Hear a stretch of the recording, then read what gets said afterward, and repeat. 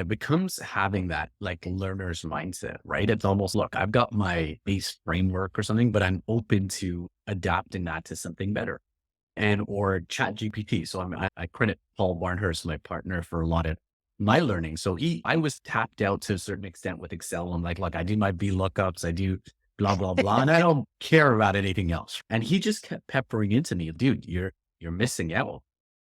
And so now X lookups, because we do a lot of training, I see, wow, I would move to that. So it's just having that openness to continue to learn, which again has been a bit of a new approach now. So even for me on the technical side, which I started putting myself in a little bucket saying, hey, I'm the soft skills person. I'm now open to saying, yeah, I can use chat GPT. I can learn Excel. I can figure out technology pieces. And so I think that's, to me, the mindset that's so important, to say, I'm going to be open to changing things up. And again, when I worked in a lot of these big companies that you talked about, our budget cycles would be 6 months.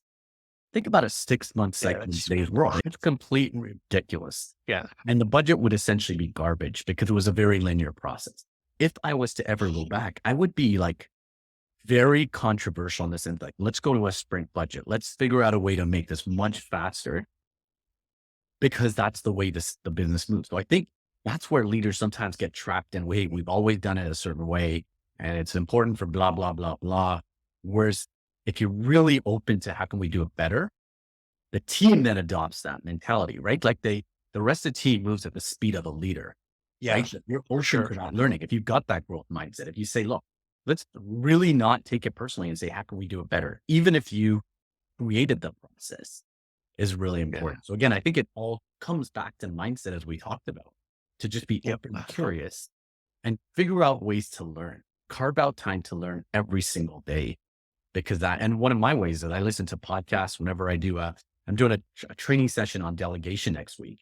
I was just listening to a YouTube video while I was walking the dog, right? And saying, Yep. look, there's a couple of nuggets I could potentially bring it. And those little micro moments compound into like phenomenal knowledge, right? You and I, we need a lot of material. We need a lot of content Yeah. with people. So trainers who are not up to speed on latest developments are missing out, and they're not serving their clients. So there's so many reasons that it's important for you and I to learn every day.